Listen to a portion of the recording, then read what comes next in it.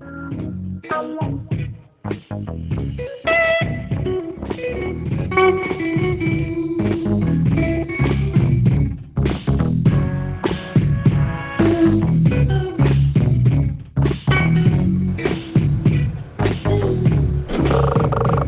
morning, everyone. My name is Byron K. Ward, and I'm here to welcome you to Byron K. Ward Presents Business Leadership with Action. And we are thrilled to bring exemplary business leaders to share their life journeys with our audience. Most of these stories are from men and women of color, especially highlighting examples of business excellence from African Americans. So sit back and enjoy today's positive story of success, leadership, money, and inspiration. And I am so excited today to host this timely, exclusive interview with Dr. Sevet Johnson. It is fortuitous timing indeed, because this is my opportunity to introduce the new Chief Executive Officer for the County of Ventura to our listeners and our viewers. And before we bring her on, this assignment for her, I want to frame this in the proper perspective. This makes her the highest ranking and most powerful African American ever elected or appointed in the history of Ventura County. That's 150 years. So as she trades her interim title, the role continues her responsibility for managing for over 845 residents of Ventura County and over 4,500 employees and over $2.5 billion. I'm going to say that again. $2.5 billion. It is such a great opportunity to have you here on the show today. It has obviously been a huge week for you and your family. Welcome, Dr. Johnson. Well, thank you so very much, Mr. Ward. I want to say good morning to you and to all your viewers and listeners, and thank you for having me here today. And I know we have a schedule, but when you do an opening like that, I have to respond. It is a very, very special time. I'll say this is the first interview that I'm doing after being appointed as the permanent CEO. So this is very special to me to be here with you this morning. And more than that, being able to oversee a budget of $2.7 billion, county has over 10,000 staff, 27 agencies. It is a large machine. It really is. And the thing that keeps coming to my mind, I was raised by my grandparents, and I have a t-shirt and it says, "I am my ancestors' wildest dreams." And literally, that's all I can think about, because my heart is full, because I recognize the moment and I literally stand on the shoulders of giants. And I don't take that lightly. So thank you for having me. Thank you for recognizing how significant this is, not just for me, but for my community, those who have come before me, those who have paved the way for me, because I didn't do this on my own, right? No doubt. I did this because of the work that people have been doing for generations, right? So thank you for acknowledging that, because it's so very important to just the core of who I am. And I'm sure that, as you have stated, that you recognize the significance. Certainly it's going to be a challenge and a heavy load for you. But we'll get a chance to talk about that role a little later in the show. But we like to start at the beginning. This is your life's journey. So tell us about Sevet, the young child, and growing up in the city of Compton. Compton, California. Yeah. So, born in Long Beach Memorial Hospital, but was raised in Compton, and I was raised by my grandparents. And usually when I say that, people like automatically assume that my parents weren't in my life, but that's not my reality. My parents separated shortly after I was born, so I had a single mother. She was a registered nurse, and most people know nurses, they work crazy hours, right? So she worked a knock shift overnight. So that's how I ended up literally being raised by my grandparents. But like my mother literally drove me from Compton to Orange County every day to go to school. So it wasn't that my parents weren't in my life. It was just because of circumstances and having to work to provide for me and my sister. I have a sister who's 8 years older than I. We stayed with our grandparents. And so my grandparents were extremely influential in my life. I would not be the person I am today without them. My grandfather was a Baptist pastor, and he founded a church in Compton. They called it the Pink Church on the corner. It's still there. My uncle's the pastor now. And my grandmother, she was a housewife. She was a pastor's wife. And so that meant that she cared for the sick and shut-in. She cared for the kids. She did the homeless food outreach and the food banks. You know, I was raised in a community, a very tight-knit community. And I often tell people that I didn't even know we were poor until I grew up and went to high school and college, because I was so surrounded by love and community and people that I grew up with that, I didn't want for anything. You couldn't have told me I was poor when I was young. I wouldn't have believed you, because I had everything I needed, and I was loved every single day of my life. And it was amazing. I grew up in the church. I was at church every day, at least from up until 16, I was in church every day. And people think I exaggerate when I say that, but I kid you not. I was in church all day Sunday, 8 o'clock service, Sunday school, 11 o'clock service, 3:30 afternoon, and then 6:15 Bible study or communion every Sunday. And then Monday, Tuesday, of course, Wednesday you got Bible study, you got women's fellowship one night, men's fellowship another night, you had choir rehearsal on Thursday nights, then you have Friday night youth group, and then Saturday was a whole nother day of, I literally was in church every day of my life up until 16. And for me, that's just the core of who I am, because that's all I knew for so long. Yeah, that sounds like Church of God in Christ. Or I was Baptist. We're just Southern Baptist, okay. Right? But okay, we were there. Yes, every day. It happens in the Baptist church as well. Yeah. So church every day. So what were some of your interests as a child? Well, it's weird. I didn't do I have kids now, and they're in Girl Scouts and they play sports. I didn't do that. I was in church. That was my life. Okay. I mean, literally, extracurricular. My aunt was a musician, so she taught music lessons. So I learned the piano, I played the accordion, I played the flute, I played the violin. So they were big on pushing the arts, but my aunt was my teacher, and at school was my teacher. But I didn't literally, I was in church. It wasn't oh, you're going to go over here, and I went to church. That was it. Well, tell us about your experiences at school. School was interesting because, like I said before, I went to school in Orange County. So I didn't go to school with anyone I was growing up with. Really? My mother was very adamant that, I want you to be prepared to excel in life. And so literally she picked me up from my grandmother's house in Compton every day and drove out to Orange County. And it was hard because I was the only black kid there. Wow. There was literally, I had one friend. She was Indian, and her name was Karishma. And I'll never forget her. That was my friend. What grade? This was first, second grade. Okay. I was there till at least fourth grade. I was at this school, this private school. And she was my friend. She was brown like me. She didn't have hair like I had, but she was brown like me. And that was my friend. That was my only friend. Wow. And that was my life until fifth grade. I begged and pleaded and begged and pleaded. I was like, I just want to go to a regular school. Mm-hmm. And so she enrolled me in a regular public school in my community. And that's, where I started seeing people that looked like me. I'll never forget, I had a teacher in the sixth grade. Her name was Ruby McIntosh.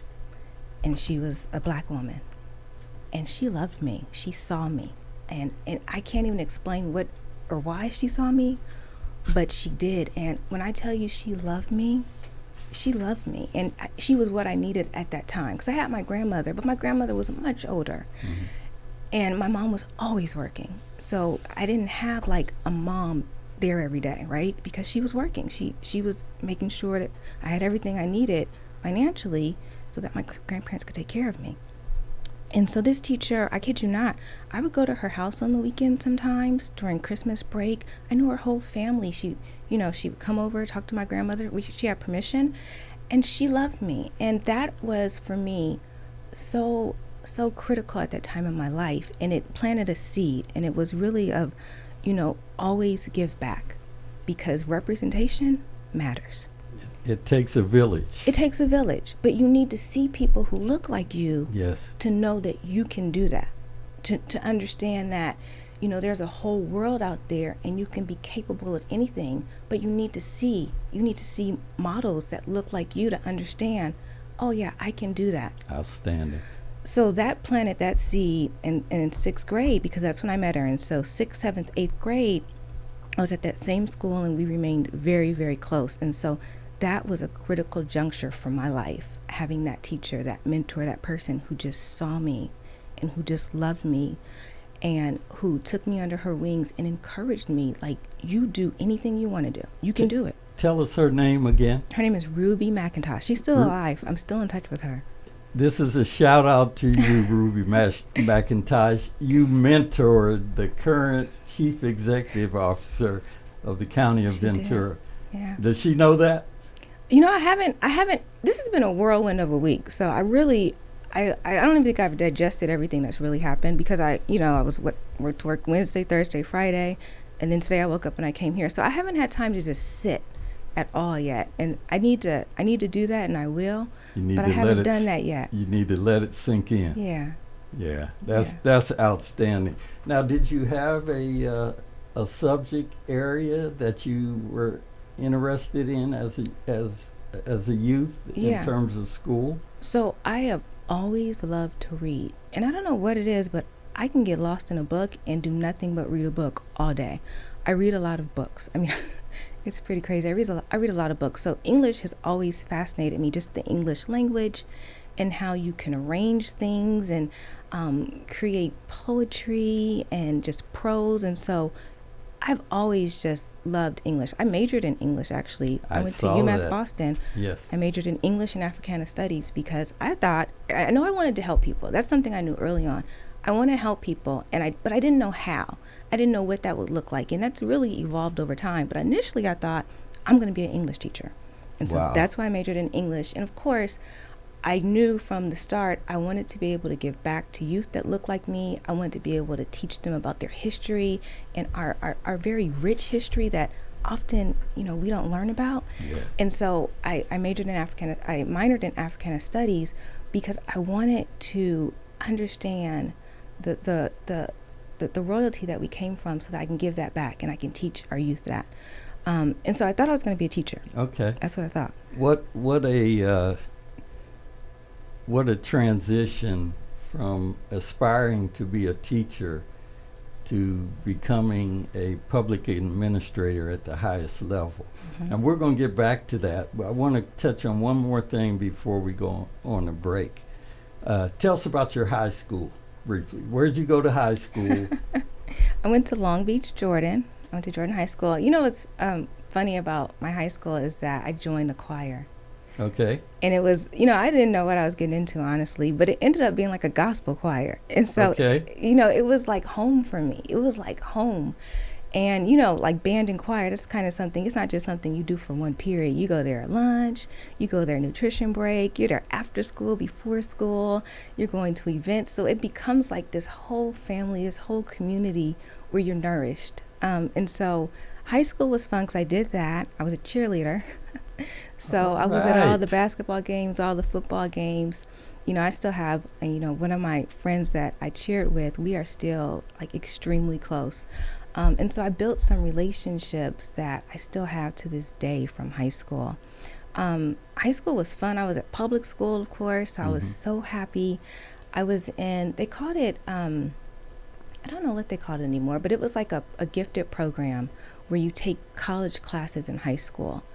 So by the time I finished high College school, prep, maybe? yeah, Or but they had a name for it. I can't remember what it was. Here in this area, there's a program called AVID that Yeah. prepares kids for college. I can't remember what it was called, but by the time I finished high school, I had completed almost a year in college courses okay. already. So you were a fast tracker. Yeah, I was a fast tracker. I got bored easily, so it was like I had to be challenged. And I was testing out, but my mother wouldn't let them skip me because she was like, no, I wanted to stay with her peer Okay. group. And so I did the advanced courses. Okay, before we give you a breath, now let's go back to cheerleading. Yeah. So you did all the flipping and all the gymnastics. It was fun. And dance Yeah. all those things. Yeah, we had a dance team. So I wasn't the dance team, but we were cheer. We did the pyramids and we did the high kicks and the splits and marched with the band. It was fun. All It was a lot right, of y'all fun. hear that, Ventura County and beyond? The CEO was a cheerleader. All in the right, day. we're going to take a quick break here. And we have an announcement for Oxnard and the Central Coast. We want you to join Community Advocacy Coalition 99.3 FM and Oxnard College for our biggest fundraising event of the year. The Greg Ward Studio Naming and Benefit Concert is on November 12th at 3 o'clock p.m. Tickets are on sale now at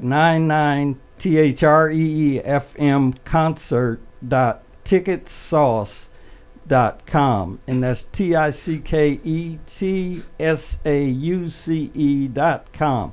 Don't miss the concert of the year, featuring performances by local artists including House Arrest Band, Fundi Lejean, Cedric Ross, First Lady Danielle Keys, E. Smooth, Jazzy, Floyd DJ Events, and many others. And our host for the evening will be the lovely Sade Champagne. So that's 993 FM's largest fundraiser of the year. Don't miss it. Tickets on sale now.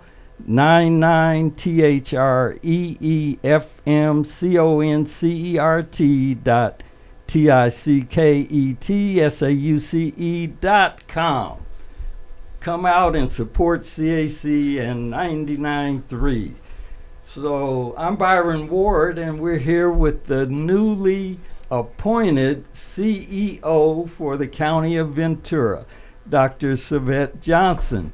And she shared with us a little bit of her early years, and she touched on her education a bit. But tell us about how you subsequently earned your PhD. So I grew up in Southern California, and I wanted to experience the seasons because we don't have seasons out here, right? It's beautiful weather all the time, and I love that. But I wanted to experience the seasons, and so I started researching, and I'm like, I want to move to the East Coast, Boston. And my mother was like, absolutely not happening. You've never been away from home. You can't be in this big city by yourself. No.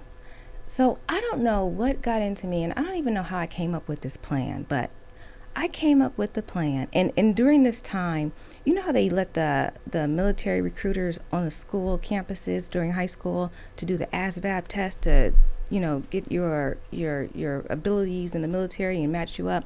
They were doing that. And so I was like, my friends were taking the test. I was like, I'm going to take the test just because. Why not? I like to take tests. I'm good. So I took the test. I don't know. I like to learn. I like stuff like that. But so I did it. And I guess, I don't know what happened, but the recruiter contacted me.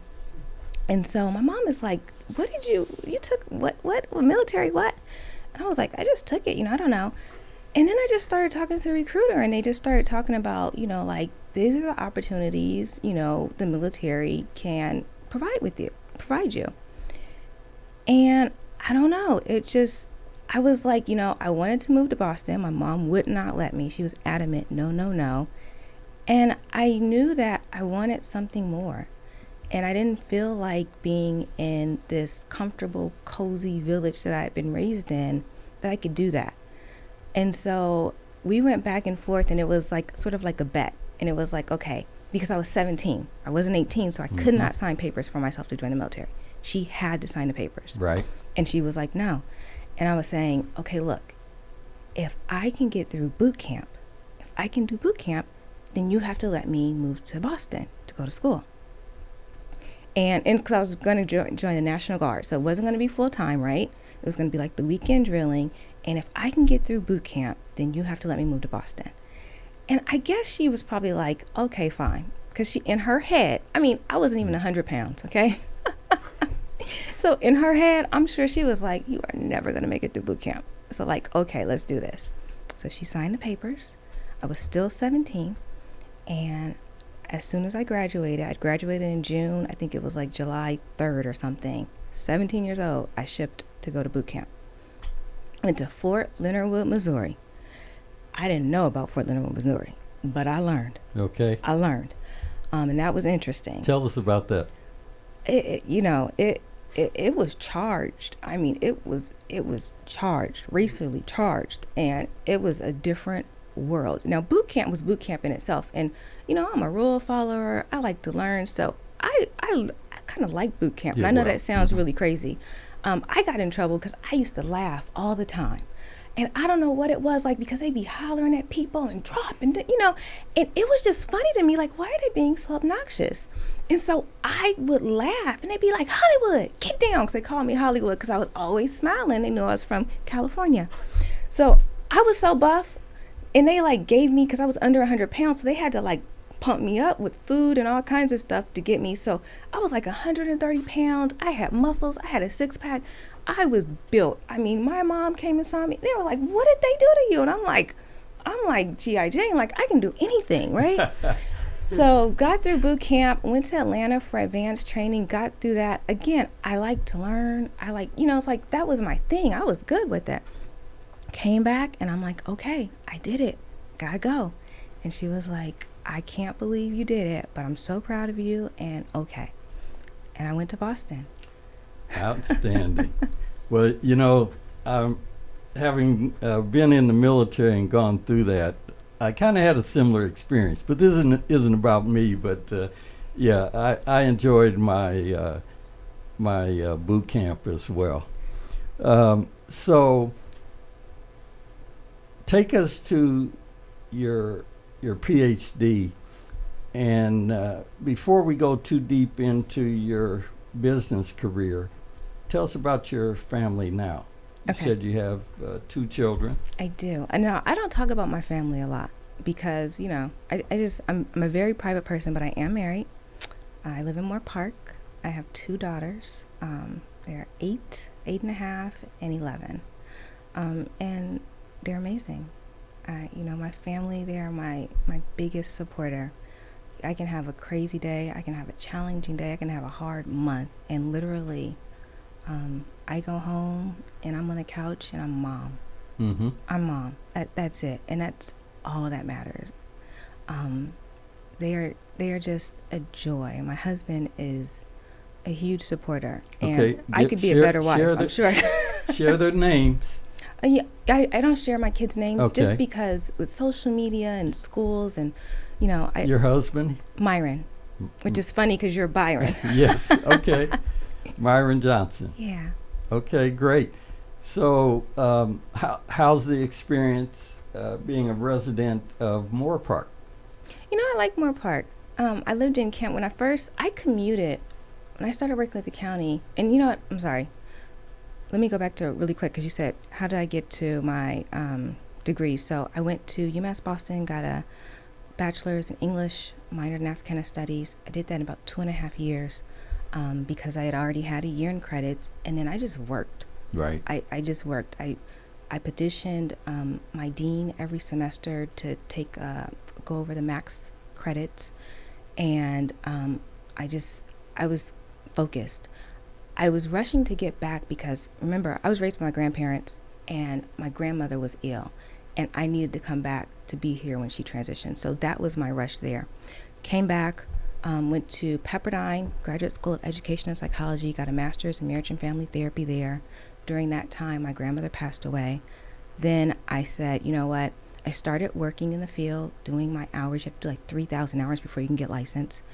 Worked at Magic Johnson School-Based Health Clinic in Watts. Loved it. Great experience. Wild, but great experience. Went for my doctorate. I started off in a PhD program, which is research-based. And then, because I was working, remember, I was working doing clinical services and realized I want more of the practitioner model. So ended up getting the PsyD, which is more focused on clinical work. And during that time, while I was getting my PsyD, my grandfather passed. So It was, every stage is monumental because there's something that goes on. And graduated in 2009. No one was hiring, right? Because that's, everything fell through. And had a friend who said, come out here that I went to my doctoral program with, come to Ventura, they're hiring. And I'm like, Ventura is so far away, I lived in Lakewood. I'm like, that's really far. All my family's here. And so I didn't initially. When I finally came around to applying in Ventura, they didn't have any doctoral positions. I took a position that was a master's level, actually. Wow. Yeah. And worked for a year or two at that level before I could get a doctoral position. In what agency? Ventura County Behavioral Health. So I started in behavioral health. And so I've been in behavioral health. I promoted. I started school-based counseling in the different schools. A lot of schools in Oxnard I work with Dr. Morales when he was in Oxnard. And then I just moved up and went to clinic manager, a regional manager, a senior manager. Then, I don't know how it happened, became the director of the department. It was never in my plans, I promise you. All of a sudden, overnight, I was over 700 employees, had a budget of about $250 million. And I did what I naturally do. I dug in, right? I was meeting with the CFO regularly saying, I want to understand every ounce of this budget. Because, the budget is the biggest thing. The budget, that dictates everything else. Who's holding the purse strings and where are those funds going? Because that dictates what I can do. So that was my focus. It was not about, I got the clinical skills, I have the people skills, I got the relational skills, organizational leadership, good. Let's focus on what my weakness was, and that was finance and understanding this budget and how to drill down and how are we looking at leveraging funds, maximizing that, unencumbered. Where are those funds going? How were we giving money back to the state? If so, why? What does that look like? How do we change that? So that's what I drilled down on. I'm a worker, so I took on new things. I would always say, to our healthcare agency director, if you need me to do something, let me know. I'm here. I can help, And that's just my philosophy in life. We're in the next segment, we'll talk about your leadership philosophy, management philosophy.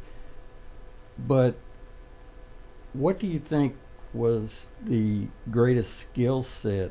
And you said you're a worker, so maybe that's it. But what allowed you to move forward? What do you think was the key that you moved forward so quickly, and today you find yourself over the whole county? I think it's probably a couple of things. I think one, and it's interesting because it sounds counterintuitive when I say it. I was raised by, my grandfather, and growing up, he used to have this funny saying, and I didn't understand it then, but he used to always say, "You're not worth a nickel." He used to always say it, and he'd say, "You're my hip pocket, but you're not worth a nickel." And he'd say it from the pulpit, and it was just like a running joke, right? And it sounds counterintuitive because I was raised to be extremely modest, right? You don't think too highly of yourself. Don't think you're more than, like, that's ingrained in me. Humility, yes. And so, and it's sort of, it's counterintuitive though, because we're in a world, in a society where you're just supposed to be like, I'm the best. I'm here. You're waiting for me. And it's like, oh, that's not, that just goes against everything of who I am. But I think my humility, I think my ability to show without speaking that I can do this, I can dig in, I can learn something, I can learn it quickly, and then I'm going to represent you the best way I can. And I think relationships, I'm a relationship builder. Okay. That foundationally, that's who I am. I believe in relationships, getting to know someone, understanding them, and not just sort of checking the box, right, of, okay, I know your kids' names, I know what school they go to, but like, how are you? Like, Right. really, how are you doing? Right. And so I think the combination of those variables had a lot to do with it. That's outstanding. Thank you for sharing that. And she's Dr. Sevet Johnson, and I'm Byron K. Ward. And we want to remind you that Oxnard and Central Coast residents join Community Advocacy Coalition 993 FM and Oxnard College for our biggest fundraising event of the year. The Greg Ward Studio Naming and Benefit Concert is on November 12th at 3 p.m. It's at the Oxnard Performing Arts Building on the campus at Oxnard College. Tickets are on sale now at 99THREFMconcert.ticketsauce.com. And don't miss the concert of the year, featuring performances by local artists including House Arrest Band, Fundi Lejean, Cedric Ross, First Lady Danielle Keys, E. Smooth, Jazzy, DJ Floyd Events, and many others. And it's hosted by Sade Champagne. And that's 99.3 FM's largest fundraiser of the year. So start buying tickets now before they are sold out. Dr. Johnson, please give us a profile of your new job. How would you characterize the challenge you have? Well, it's dynamic. Again, over 10,000 employees. The County of Ventura is the second largest employer in the county. And we provide critical services. At the core of what the county does is health and human services, public safety and infrastructure. That's the core of what we do. So most things that we do every day in some way, the county, get in your car and you're driving on a road. You turn on your water. We've just come out of a pandemic. We now have a declared health emergency about monkeypox. Any public information and education and warnings about those critical things happening in our community, especially in our communities of color, that's coming from the county. So providing absolutely vital services now more than ever, right? With all the last few years that we've been dealing with the pandemic and now monkeypox, which we hope does not get to that level of COVID, right? Right. So the job is dynamic. Not only are you working with the agency heads of the 27 different departments, you're overseeing a massive budget, $2.7 billion, critical funding, and it's braided funding. So it's not just coming from one funding stream. You've got federal dollars, you've got state dollars, you've got local dollars, you've got grants coming in. You have different time cycles that you have to be aware of. And don't forget, you have audits for all the money that you're getting. Yes. You have audits for all of it because there's checks and balances and internal controls that have to be there to make sure that we're doing our part, and the state monitors, the feds monitor, our grant agencies monitor. So there's a great deal to always look at, to understand, and to learn. With that, we have some great people and great teams to ensure that all this happens. But at the end of the day, the buck stops with me. So it's like going that. to be, it is. I mean, that's the reality. I remember 8th grade, Washington, you go down, to the Capitol and you go to the Treasury Department and they had a shirt and I bought one. It was a green shirt. At back of it, the buck stops with me. That's my reality. And I'm okay with that. That is a sound approach, a sound philosophy, and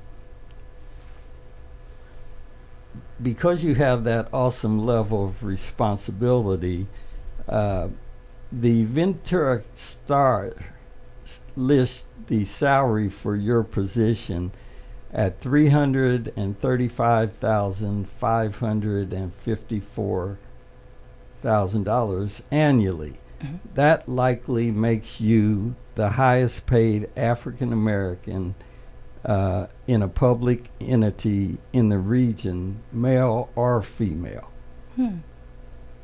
I honestly hadn't thought of that. Well, you're focused on doing the work. Yeah, I really hadn't thought of that, but wow. Yeah, your your appointment and the role you're in, I think should be acknowledged in all the aspects, because you're going to be challenged, across the board, particularly as a person of color, as a female. There are going to be numerous challenges, and I'm sure you can share some stories already, since you've been in county government since 2006 or not? 2009. So I understand that's something that you're going to have, that you've probably already dealt with, and you're going to, it's going to accelerate likely. It's going to impact you at a higher level. Can you comment on that? I'll say I've been extremely active in our county's diversity, equity, and inclusion efforts. In 2020, after Mr. Floyd was killed, I was approached to really engage with the leadership of the Diversity, Equity, and Inclusion Council. And I did so because I understood the time. I understood where we were at. And we did a panel. We did a couple of panels, and it was just for staff. And we talked about challenges that people of color face in society, in our county, in our current roles, right? Because it was other agency directors and heads, and we were, and I'm a very private person, but we were pretty real, and we talked about, and I remember one of the things I talked about was that I had been in a meeting, and it was just a typical meeting. And at some point, and I don't even know what it was, but I looked around, and I realized I was the only person of color, and I was the only woman in the room. And there's like 10 people in this room. And I don't know what it was about that moment that made me become aware of that dynamic. But what I will tell you is that after that, when that happened, I would point it out. And it wouldn't be admonishing, or it would just be stating the fact, I acknowledge that I'm the only woman of color in this room. And I recognize that, and I would even bring my age into it. And I would say something like, it's an honor to be at this table, but I want to acknowledge that we need to look at who else should be here, right? Yes. We need to make sure that if we're making decisions for communities, that we should represent those communities. They should be at the table, right? Excellent. So that's one of the best examples I can give you that has really driven me since that day, and driven my work with all of my DEI efforts, and has really, as I look at, and people keep saying, what's your focus going to be? And there's going to be a lot of things I have to focus on. So I can't say 1, 2, 3 things. It's not that simple. But I think 2 of the major lenses that I will be looking through, and I think it's impossible not to, with what we're facing right now in our current society, is a lens of diversity, equity, and inclusion, and a lens of sustainability in terms of our climate and our world. For I want my grandkids to have water, right? I want them to have clean air to breathe. I also want them to be able to get a job with not just a living wage, but a thriving wage. And so working on economic development and how that impacts our communities of color, it's critically important to me.